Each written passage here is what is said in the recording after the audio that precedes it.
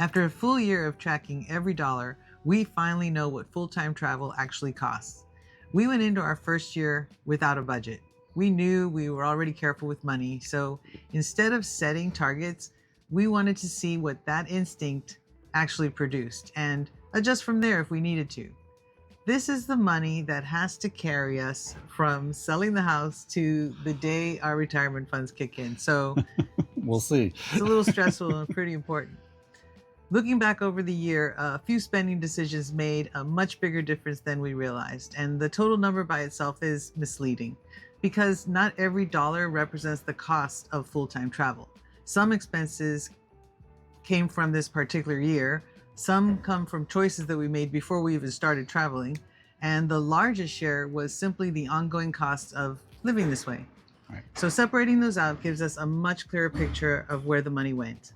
So accommodations for our first full year was $27,387. That's given us a monthly average of $2,282. We began the year with 5 nights in a Southampton hotel where we used points that we purchased during a bonus promotion before we boarded our first 2 back-to-back cruises for the year. Our cabin served as our accommodations as we traveled through Spain and Portugal, and then the second cruise through Norway.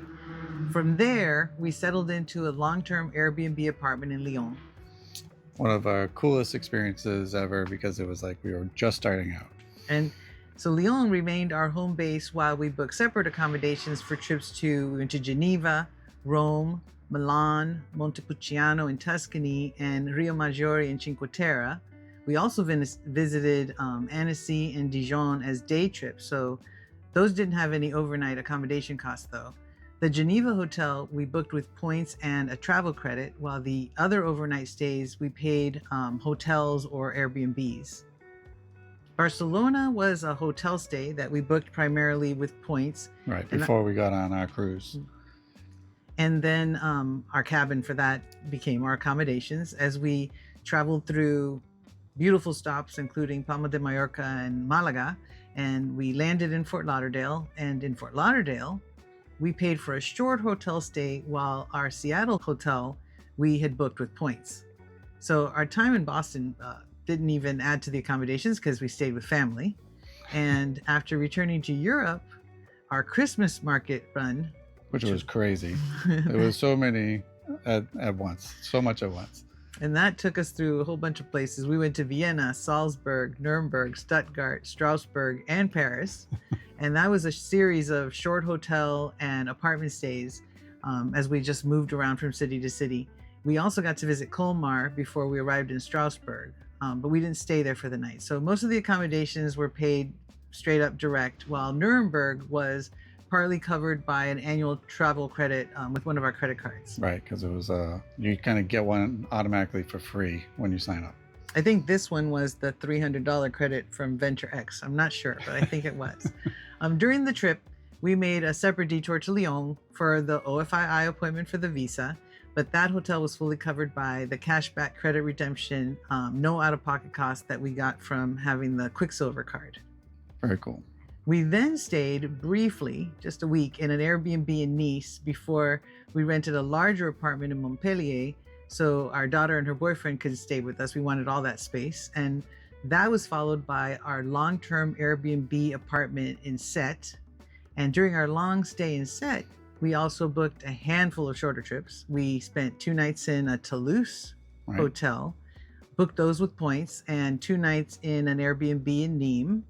We visited Béziers while we were in Sète and Avignon, but those were just day trips at the time. So none of those required. A whirlwind of places, man. We later moved into a long-term Airbnb apartment in Béziers, where we stayed for nearly 3 months. From there, we traveled to Carcassonne and Perpignan, and we stayed 1 night each in hotels that we booked with points, and we only paid small fees at those properties. And then we stopped in Narbonne on the way back, and we didn't need to have an overnight stay for that one. But before our final cruises, we even spent 3 nights in Bologna, a hotel that we booked mostly with points. And then we boarded the 2 cruises from Ravenna in Italy, and they took us through Greece, Croatia, and Montenegro. It's a good round out of the year, that's for sure. And our cabin became our home as we traveled through Once again. the Bay of Kotor, Athens, Santorini, all these wonderful places. So the accommodation total reflects a mix of long-term furnished apartments, shorter hotel and Airbnb stays, accommodations booked with cash, points, and travel credits, and most of the time, some of the times, overlapping stays that we did during the side trips.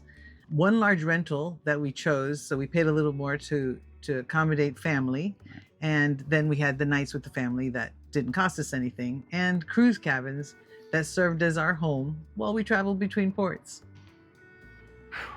Man, good job. I mean, that was a lot of places. Holy cow.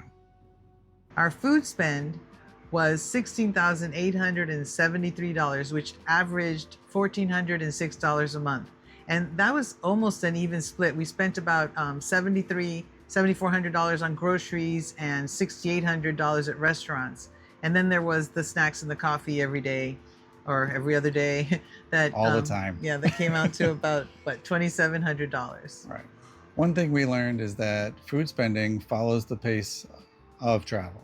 During longer stays, we shopped and cooked as much as we could at home. On travel days and shorter trips, restaurants and coffee shops and snacks between became part of our exploring the destination. So slowing down did not affect our accommodation costs. It gave us more opportunities to eat at home. Our next category is transportation, and for a full year of traveling, it was $2,683, a monthly average of $224. Well, that includes local transportation, local transit, Right. day trip transport, while we were already staying Not somewhere. all travel. Rental cars in Fort Lauderdale and Seattle. So it's more of the local stuff. It doesn't include the travel between destinations because we're separating that. And we'll get to that really quick. Because everybody travels at a different pace and comes from different locations, but it's still part of our budget. It's just not in this transportation. So one surprise for us when we saw this was how little we really spent getting around once we arrived somewhere.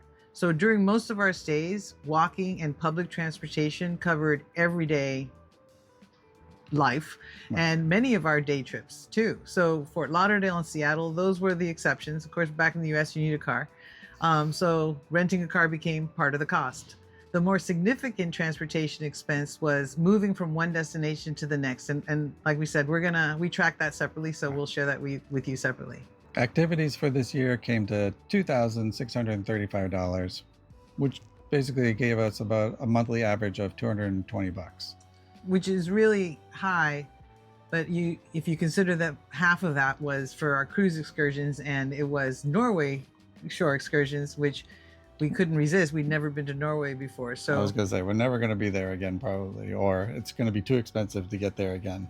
and it also includes the Kotor excursion that we never even got to take because you can't get a refund when it's not their fault. It was the cruise's fault. And is it really the cruise's fault that I didn't wake up at 6 a.m. to get a ticket? But that's another story in another video. The remaining spend that was non-cruise was about $1,200, and that's for the wine tastings that we did when we were in Tuscany and Dijon, and tickets and things that you needed, like to see the Last Supper and the Cinque Terre trail tickets. So they're just non-cruise excursions that we took. It's pretty cool. Look at all those cool tours we did. One thing that we realized is that full-time travel doesn't mean paying for something to do every day. Most of our spending went towards smaller experiences that felt especially connected to wherever we were, while in the towns that we're living in. Yeah, while many of our days were simply spent walking and exploring neighborhoods and enjoying the place without needing to pay for any entry fee to anything. So I'm a little surprised, not surprised, that activity cost is low, even though we spent a lot on our Norway and our Spain cruise excursions when we first started out. I think it's a one-time thing that we're going to see there. And everyday spending for the entire year was $3,130, a monthly cost of $261. And that's like all of our personal care and toiletries. It's like haircuts, vitamins, skincare, going to the laundry. And when we went on those cruises, we bought Wi-Fi. So that's our Geeks guy. Whenever we went shopping, everything. And some medical, we needed to get you contacts and That's right. and the doctor visit that I had.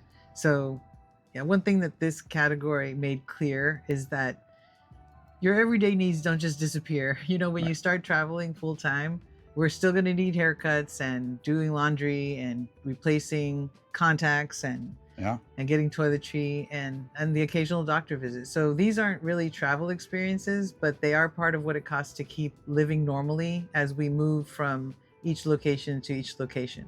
What I did see as high was our big miscellaneous category, which was $3,765.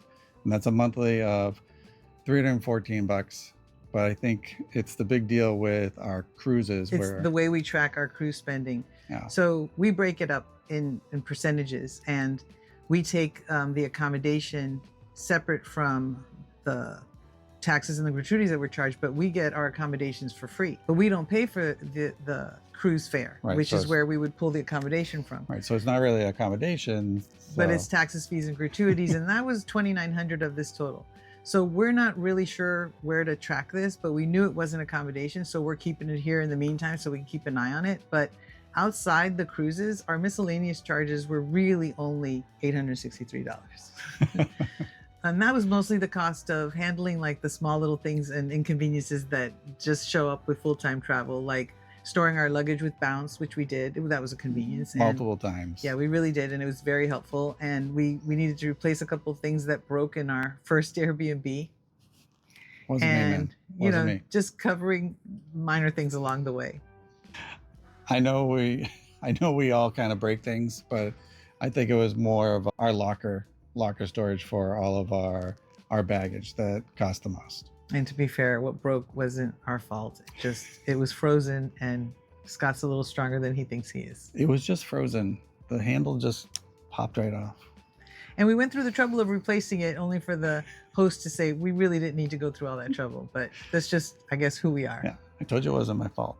So the subtotal from where we're at right now, right? for everything that we've just mentioned, is $56,473 for the year, which would average to $4,700 a month. Wow.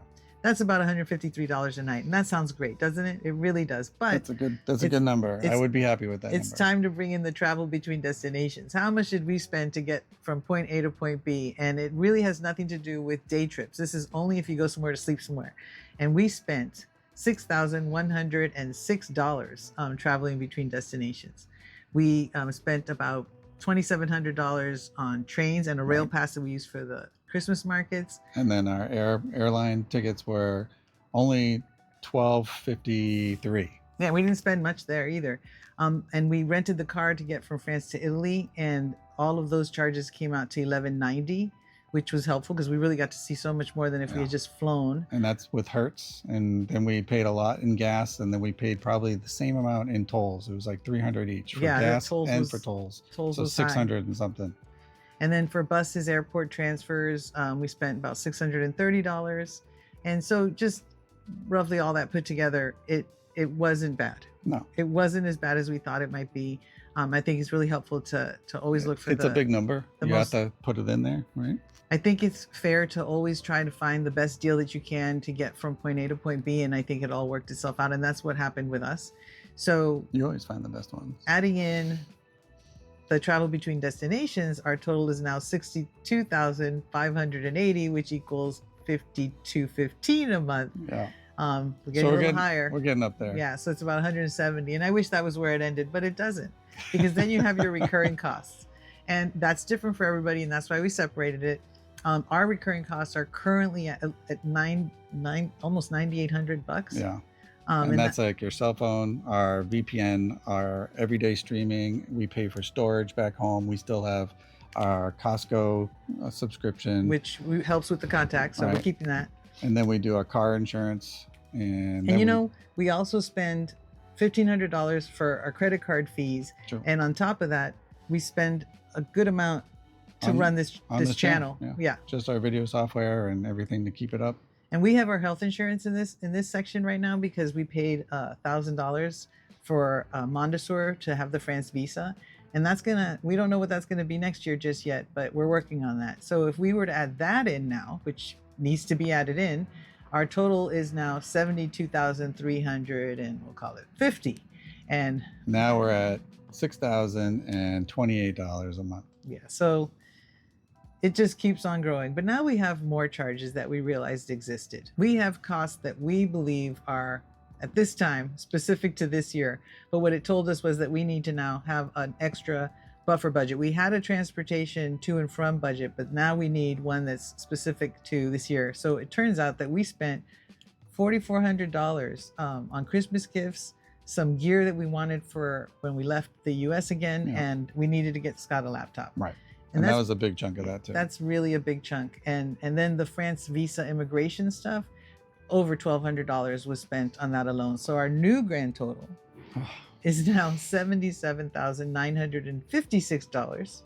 And that includes what the core, we're calling it the core subtotal, the travel between the destinations, cost specific to this year, and the recurring costs. So that brings us to $6,500 a month. A little higher than we would like, which is about $211 per night. The biggest takeaway was getting from place to place was not the most expensive part of full-time travel.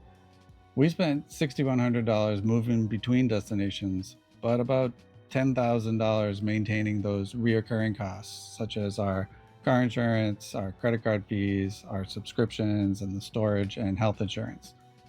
That let us know that the real opportunity is, if we want to spend less next year without changing the travel itself, we just need to review which one of those ongoing expenses are still worth carrying with us.